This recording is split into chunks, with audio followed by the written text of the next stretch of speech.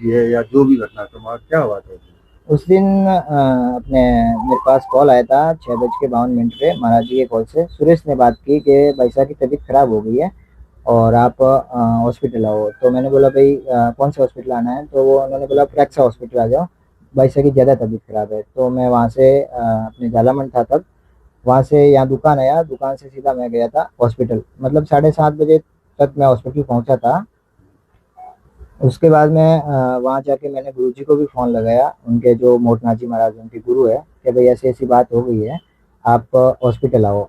तो उन्होंने कहा हम रास्ते में आ रहे हैं। वो तो कोई प्रोग्राम में थे, बाटगा से निकले थे तब। तो 2 घंटे में लगभग वो भी आए और फिर हम वहाँ से हॉस्पिटल से डिस्चार्ज किया। उस टाइम उन्होंने जो बताया था भाई कि आप पोस्टमार्टम के लिए ले जाओ। तो गुरुजी ने बोला कि पोस्टमार्टम तो करवाएंगे, लेकिन अपन पहले भाई साहब को ससामान वहाँ आश्रम में ले जाते हैं, श्रद्धा सुमन अर्पित करेंगे, तब तक सब साधु संत आ जाएंगे। उसके बाद में अपन पोस्टमार्टम के लिए ब्रह्म मुहूर्त में ले जाएंगे, क्योंकि रात को पोस्टमार्टम होता भी नहीं है। तो उसके बाद में हम वहाँ आरती नगर मोड़ पे रुके हुए थे, वो अपने पुष्प लाने के लिए, तब तक वो गुरुजी वगैरह भी आ जाएं। उसके बाद में हम वहाँ रुके और जो सोशल मीडिया पे पोस्ट डाली वो मैंने डाली थी। जो गुरुजी ने बताया, जैसा जैसा बताया वैसा वैसा मैंने उसमें लिख के डाल दिया। और आश्रम पहुँचे, तब तक वहाँ 5-7 लोग थे। आश्रम आए तब तक, फिर थोड़ी देर बाद भाई सब आ जावे तो भाई साहब को अंदर ले जावे, सामान और श्रद्धा सुमन जो भी है अर्पण करेंगे। तो लोग वहाँ आ गए और हा हुल्लोड़ करने लग गए और अपने जो कह रहे हैं कि भाई साहब को न्याय दो, न्याय दो, न्याय दो, ये सब चीज़ें मतलब होने लग गए। और महाराज जी को मतलब कह रहे हैं आप नीचे आओ और आपको मतलब नहीं है, ये सब हम सब की बेटी है, ये वो अपनी मतलब जो भी बात वो बोल रहे थे। उसके बाद में वो महाराज जी को मतलब बाहर निकलने, उन्होंने गेट का वो जो हैंडल होता है वो भी उन्होंने तोड़ दिया और कांच फोड़ने की भी कोशिश की। और फिर महाराज जी जब बाहर आए तो मतलब वो हाथापाई पे आ गए थे, लड़के जो भी थे अपने 5-7 लड़के थे। और फिर महाराज जी को वो पुलिस भी आ गई थी, वो अंदर की गाड़ी में बिठाया और फिर गाड़ी के जो ले जाने लगे तो गाड़ी के पीछे वाले टायर में हवा भी निकाल दी उन लोगों ने।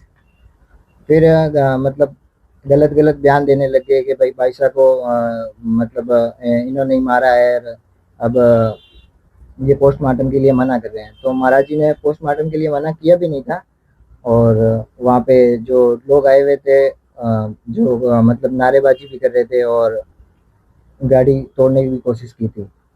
और फिर आपने वो उसमें बयान भी दे रहे हैं कि भाई आश्रम के कैमरे हटवा दिए। तो आश्रम के कैमरे लगवाए ही नहीं थे, अभी नया बना हुआ आश्रम 1 साल पहले बना था। उसमें जो अंडरलाइन केबल होती है कैमरों की, वो केबल डाली हुई थी और कैमरे उसमें लगाए हुए ही नहीं थे। फिर वहाँ से आश्रम से मतलब जो हावले ज़्यादा करने लगे, गुरुजी ने बोला कि भाई लेके चल जाते हैं अपन हॉस्पिटल ही। तो पुलिस वगैरह साथ में आई और हॉस्पिटल मतलब वहाँ अपने महात्मा गांधी मोर्चरी में रखवा दिया। वहाँ भी लोग मतलब जैसे मैं तो पीछे रह गई थी मेरी गाड़ी, तो मेरे आगे 2 दोस्त और थे, उनको बोला भाई आप आगे रहना उनके साथ में। महाराज जी के साथ में कोई और था नहीं इस टाइम, क्योंकि सब लोग आने थे गांव से वगैरह जो भी उनके चाहने वाले थे। तो जो लोग मतलब पर्ची कटवाने के लिए भी वो मेरा दोस्त जो था वो आगे आया, उन्होंने बोला कि मैं पर्ची कटवा देता हूँ। तो जो पर्ची कटवा के बाहर आते ही वो रुद्र प्रताप सिंह नाम का जो लड़का है वो बोल रहा है कि तू कौन है, मैं तेरे को 4 घंटे से देख रहा हूँ, तू इनकी क्या लगता है, तू इनके साथ क्यों है, तू पर्ची क्यों कटवा रहा है। ये वो मतलब आके डाल के उसको मतलब डराने की भी कोशिश की थी उस टाइम। तो मेरा कहना है कि भाई जो भाई साहब को न्याय दिलाने के लिए मतलब हम सब खड़े थे। आप वो भी पता नहीं न्याय दिलाने के लिए भी आए होंगे, लेकिन वो अगर न्याय दिलाने के लिए आते तो वो भाई साहब की समाधि स्थल पे भी आते, वहाँ भी उनको मतलब जो भी श्रद्धा सुमन है वहाँ भी अर्पित करते। हाँ उल्लड़ करने के लिए ये सब चीजें मतलब उन्होंने जो भी नौटंकी की अपनी राजनीति से करने के लिए की, जो भी किया उन्होंने गलत किया। क्या साहब को कोई मानसिक अवसाद था या कोई नहीं, ट्रीटमेंट था? मानसिक अवसाद उनको कोई था ही नहीं। और जो उन्होंने 25 साल का ब्रह्मचर्य जीवन जिया उसके लिए लोगों ने उसको कलंकित करना चाहा।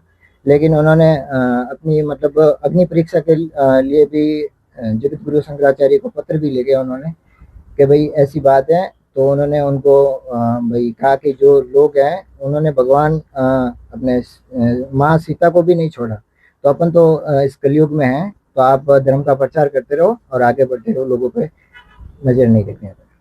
ये जो आपकी पोस्ट थी वो किसने लिखी थी और किसने दी थी? वो पोस्ट महाराज जी ने गाड़ी में बैठे बैठे बताई थी। जो भी उन्होंने बताया वैसा मैंने लिखा था। पुलिस ने क्या पूछताछ की?